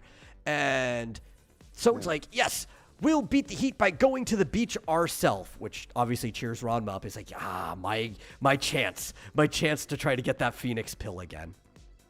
And while they're at the beach, there's a watermelon race where you have to deliver your watermelon across the beach from one side to the other. But you have a bokto, the wooden training sword for kendo, and you have to try to not have your watermelon destroyed by making it to the end, and you can destroy other people's watermelons too. You get disqualified if it's gone. Makes it even more ridiculous that in the original adaptation, it's like, okay, well, we can't have watermelons at a ski resort. What are we going to do? Make tiny snowmen they have to carry. And they have to ski their way down the mountain for the race. Everything was just far more ridiculous. Not in a way that you would question if you hadn't read the manga, because they did a good job of making it feel like it was in line with something Takahashi would do. But if you had read the manga before that, you'd be like, why? Why did you choose this at all? It was a very fun episode. Yeah, it's another that shampoo-centric sounds like one. a weird. Yeah, sounds like a weird choice, but I mean, luckily, this adaptation went to the beach. Yeah. And everybody was wearing the actual swimsuits that they wear in the manga, because Takahashi was very concerned about making her characters look stylish all the time. She really liked putting them in like cute outfits and stuff. So they got to wear the cute outfits that she drew for them. Yeah. Ranma with his You know, swimsuit that says boy on it. Yeah, I thought that was hilarious. I want to get one of those for Peach. I bet she'd love it. But like I'm looking when you do a search of Ranma 1/2 and Beach, like there were Beach episodes. Yes, I guess filler there's one episodes called The later Battle- on. Yeah, the battle for Miss Beachside shows Mhm. all three sisters, or maybe it's Actually, in sisters one of the from Beach Ranma. episodes, they actually wear the same swimsuits that they would have worn in this episode, in the Studio Dean adaptation. Yeah. They did reuse them later. Ranma never aired during summertime. So it's not like, it's like, oh, we're in summertime now, let's do a Beach episode. I am baffled. Studio why Dean did they made do questionable that? That's so decisions strange. all the time. All the time.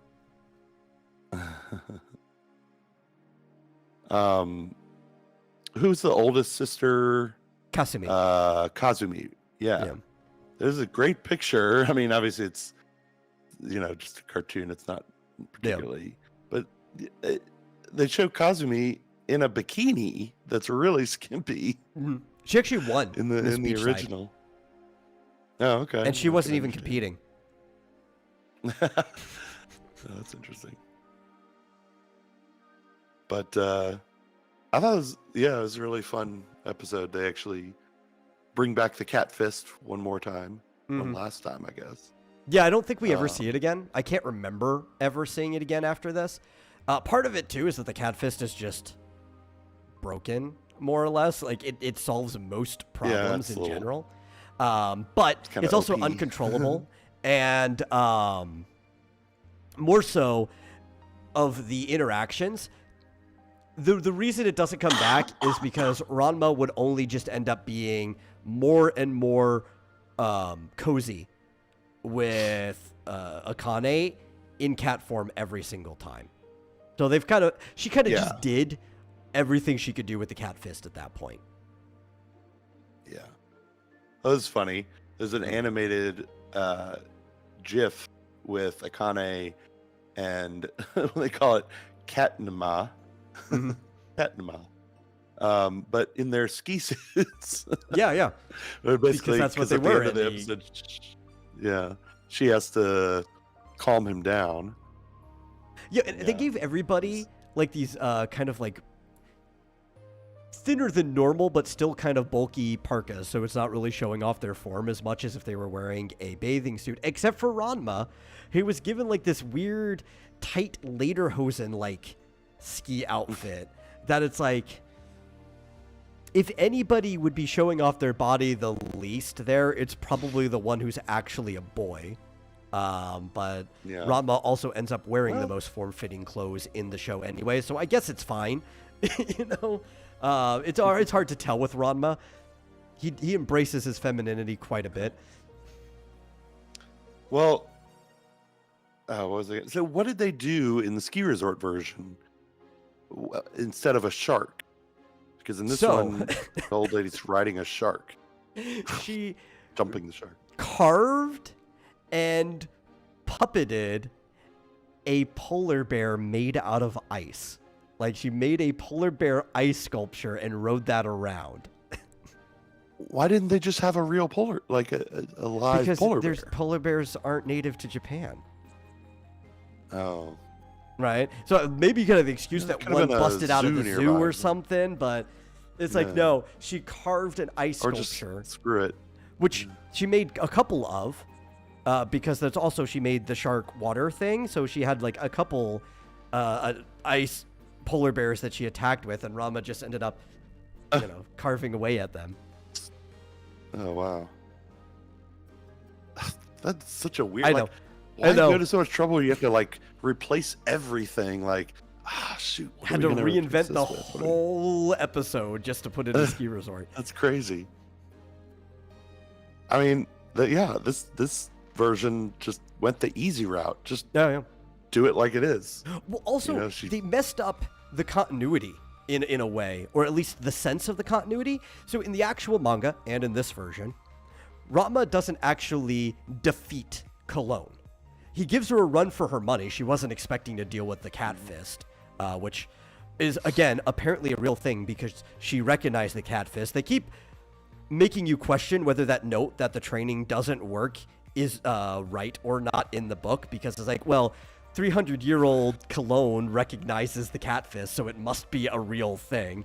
But he just gives her a run for the money, and she's like, I'm satisfied. I didn't expect somebody was going to do that well. For a good fight, here's the Phoenix Pill, right? Mm-hmm. In the original adaptation, he actually beats Cologne. Like, he actually defeats her. She's, like, laying on her butt, woozy, from the fight. And she's like, here you go. You won. And it's like, he wouldn't be able to beat Cologne. I mean, he kind of beat her in this. I mean, what would you call it? They kind of went to a stalemate kind of Yeah, they kind of went to a stalemate because she was still perfectly fine. I mean, she was standing and she led the shark back into the water afterwards, and Ranma was, they beat the shark. affectionate on. Yeah, he did beat the shark, but was affectionate on Akane's lap. So it was kind of like a draw, but she's like, you earned it. But the other one, like, he just straight up beat her, and it's like, well, okay, there's some problems with that though, right? Because Cologne, you can say, well, she was married in the past, right? She clearly had children to be able to have grandchildren. So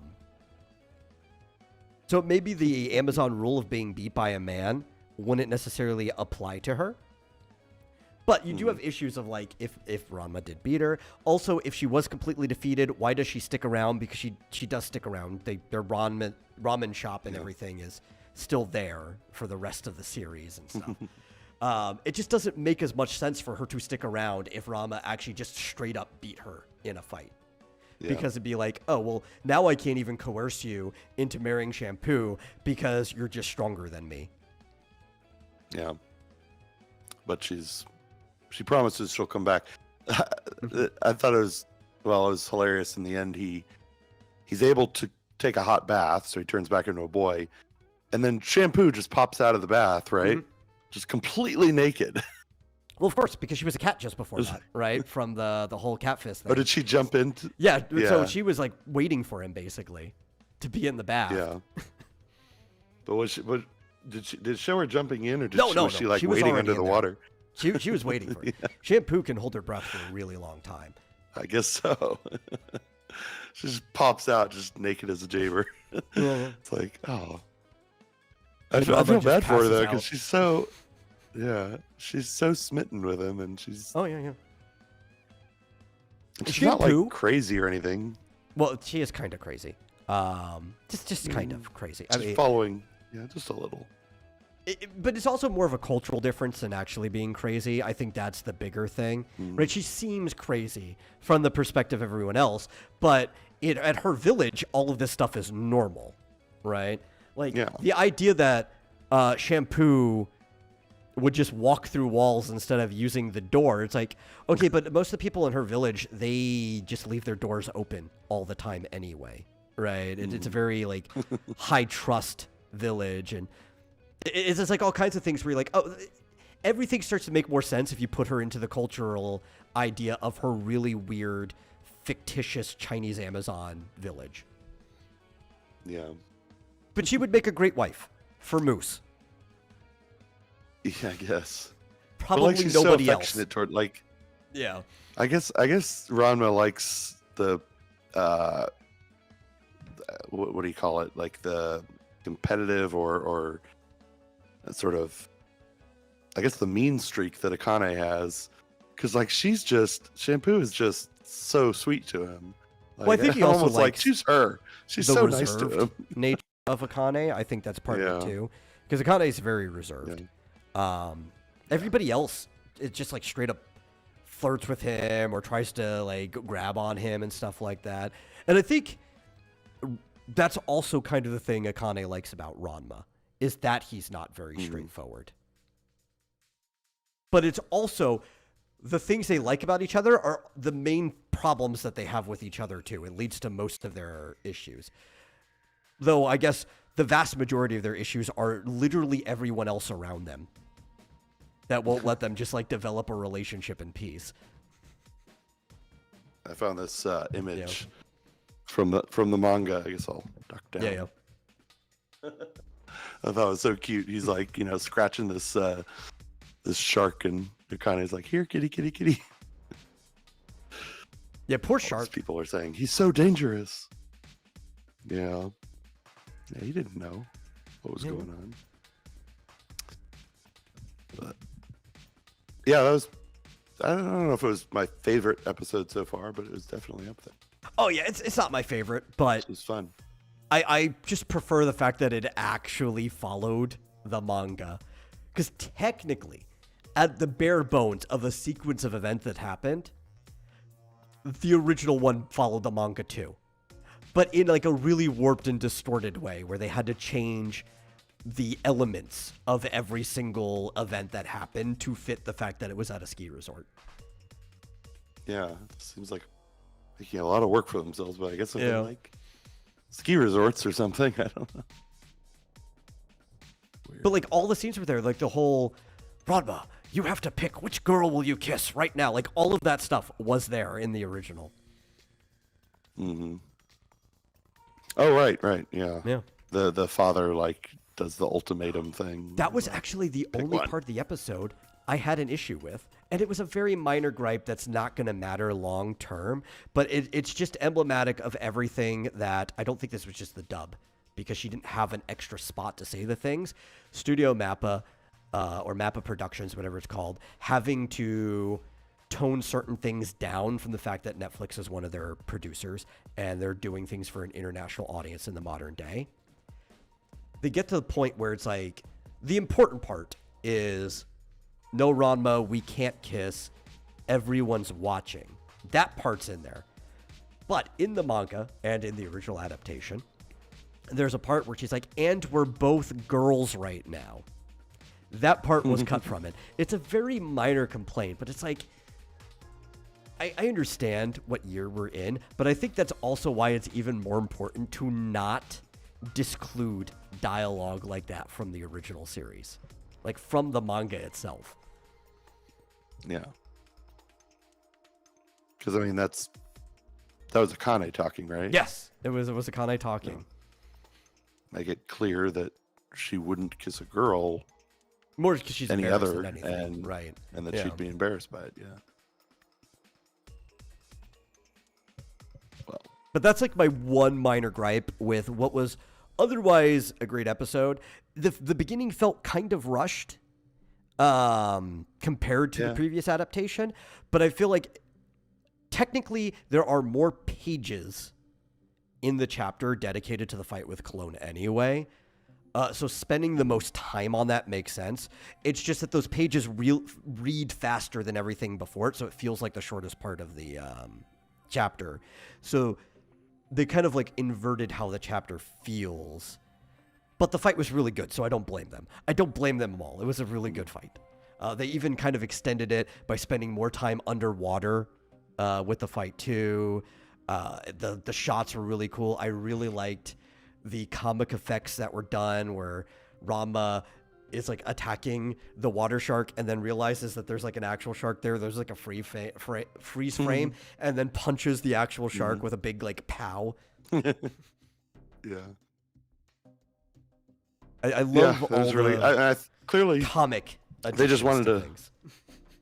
Yeah, they just wanted to get to the beach as quickly as possible because not for any reason other than that's where all the fun stuff happened. Oh no, I'm not talking about rushing getting to the beach. That part was like a page or two, right? I'm talking about rushing the beginning of the beach part. Like the actual race felt a little rushed to be able to spend more time on the fight. Oh. Yeah. I guess so, yeah, because they just kind of broke everyone's watermelon as quickly as possible. Yeah. Until it was down to, what was it, just Ranma and Akane at the end. No, right? no. Akane and Shampoo lost Shampoo? their watermelons at the same time. Cologne entered the race. Right. And it was just them at the end. Oh, yeah, Ranma so and like the beginning third of the fight was them with their watermelons, but then they're like, okay, well, everybody lost. I just want that Phoenix pill. So they keep fighting after their watermelons break. Yeah. I kind of forgot that was all still part of the race. Yeah. So they just get into the fight and it's like, that's it. But if Ranma won, doesn't that mean he gets Shampoo? Wasn't that the He gets a prize? kiss from Shampoo, which is probably well, nobody actually won though. Technically, everybody lost the race. Everyone got disqualified. Yeah. If Shampoo had won though, what would she do? Kiss her own hand or something? Like, how does that work? Yeah, she was in her own race. Yeah. Yeah. I don't know.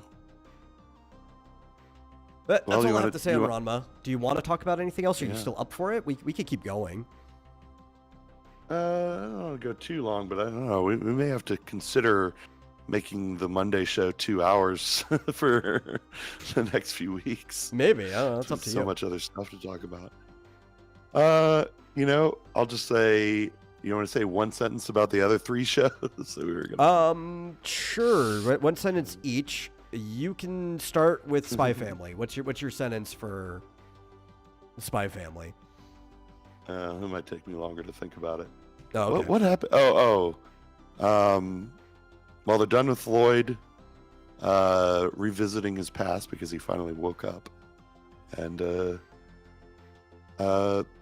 Anya is cute yet devious with the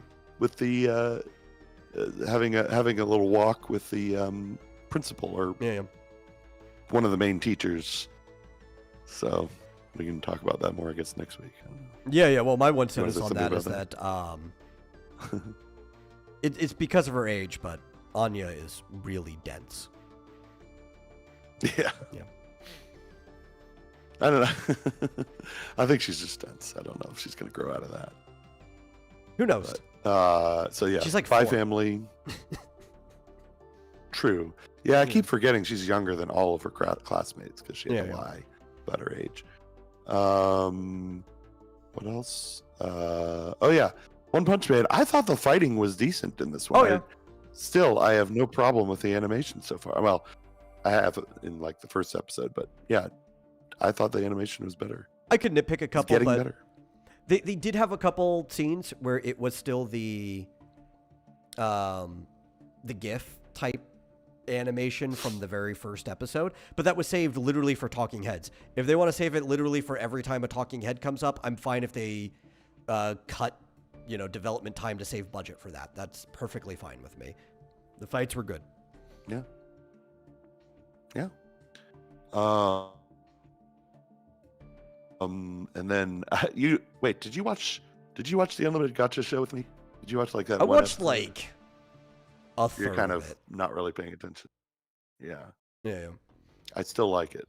I actually did not expect it to go quite in this direction, and that the hero, whose name I can't recall right now, has decided to sort of do the typical, anime hero thing where he's registering with the guild and he's going to do some quests. So I didn't expect it to go that way, but I didn't know what to expect. So I hope it doesn't get boring. Yeah, I think my problem was like I tried watching the episode, but the fact that I came in on a random episode, so I'm already not invested in it, and then just like the way it was all just character interactions. Like that was the whole thing I saw was all just like character interactions, and they were pretty shallow character interactions that probably worked better if you know the characters already. But like from right there, it's like I'm having a hard time caring about this at all. Just Yeah, sadly, you got to watch the first 2 episodes because that's was it first 2 or 1? I don't know. The first, I guess 2. I really got into it because it gets kind of epic. Yeah. So I think I got up right and, away, and then it seems to like slow down by the 3rd episode. Yeah, so I just ended up getting up and like hanging out with people on Discord or something instead, but Yeah. Well, it's interesting because it really ramped up fast at the beginning, and then the last episode, whether it's 2 or 3, they're slowing down. So yeah. we'll see how that goes. I'm watching it. No. Anyway. Keep watching it. Did I talk about the end of gushing over Magical Girls? We don't need to talk No, about that but I also have no interest in that. You can if you want. I'm not going to stop you. You can spend as much time on the show. Well, Just don't expect too much feedback from me on it. Yeah. I finished the first season and I'm wondering if there's going to be another season. I mean, I hope so, because it kind of ended. It didn't seem to end the story. It's not like a cliffhanger, but there's more to the story. It's an interesting show if you're okay with a little bit of BDSM. It's definitely ecchi.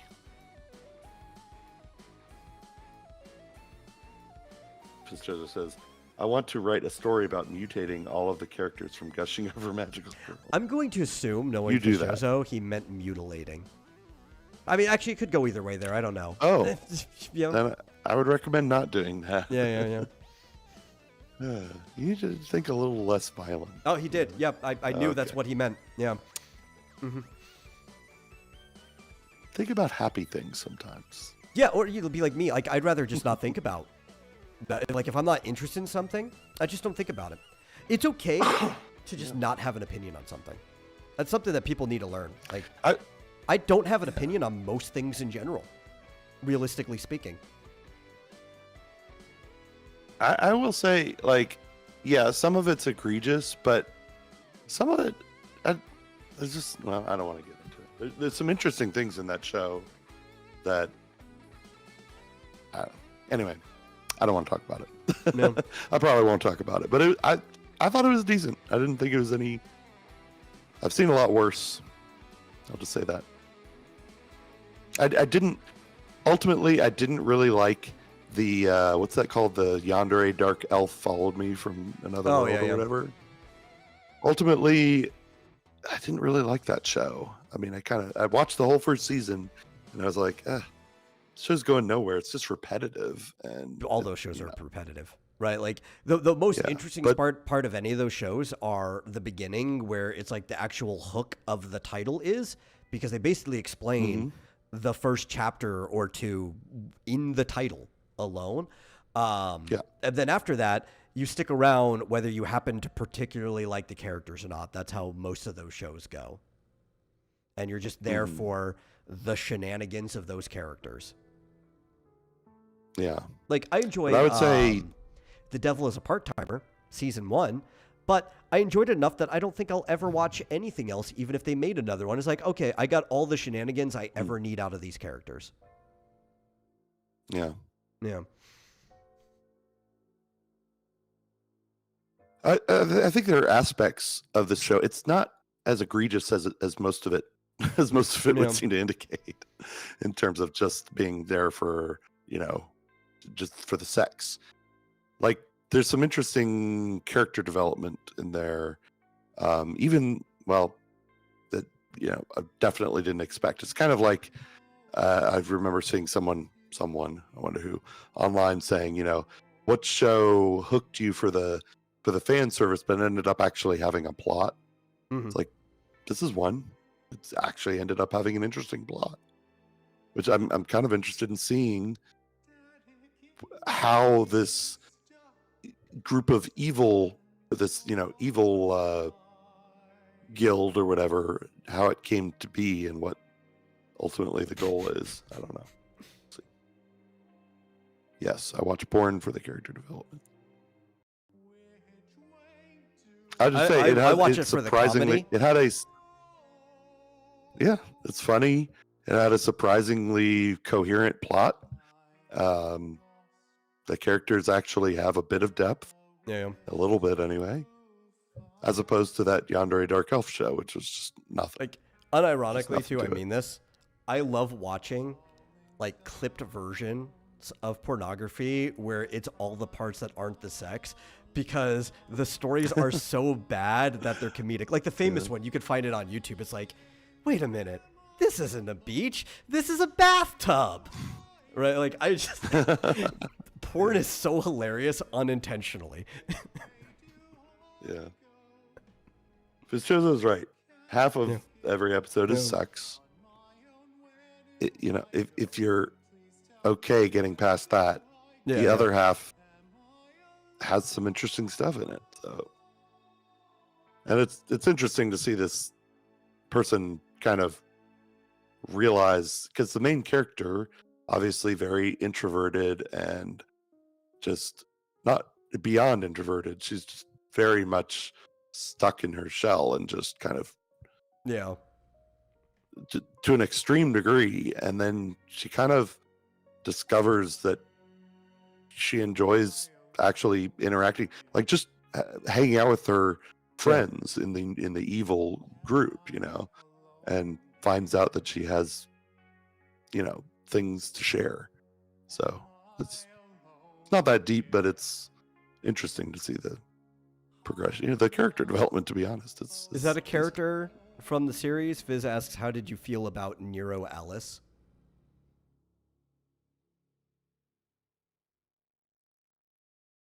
I don't know if I should say anything. Okay.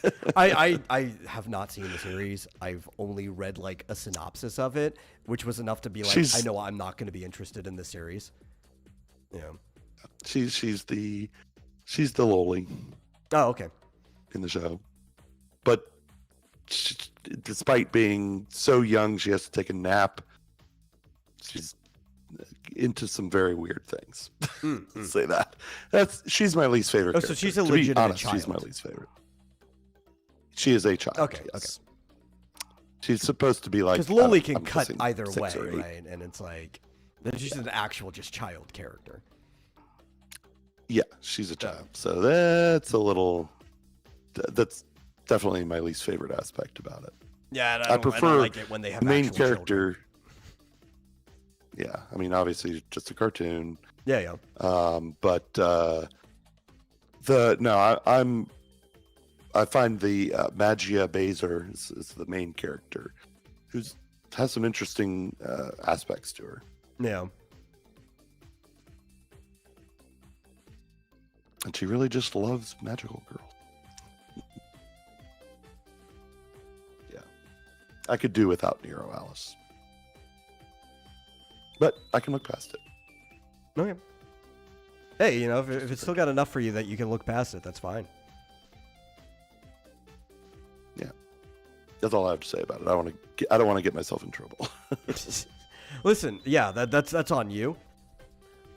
I don't care about stuff being said on the show, but you need to watch what comes out of your personal mouth. As far as I'm concerned, like I had a whole lowly debate with Noctinix back in like 2020 on here on like what is and isn't, and the cultural validity of it with Japanese media, which was a pretty fun one. I think it's still up. I never took it down. Oddly enough, never that one never got struck or anything. The one video we ever got a warning from, I went back and watched it, and for the most part, we were just giving ant facts. I'm like, how is this the video we got a warning from? But I think after that, we doubled down, and for the next like 20 episodes, I would just give random ant facts, and Noctinus would get so mad. It's like, this is not Antcast. Stop it. Maybe that's where they flagged it as violent. Yeah.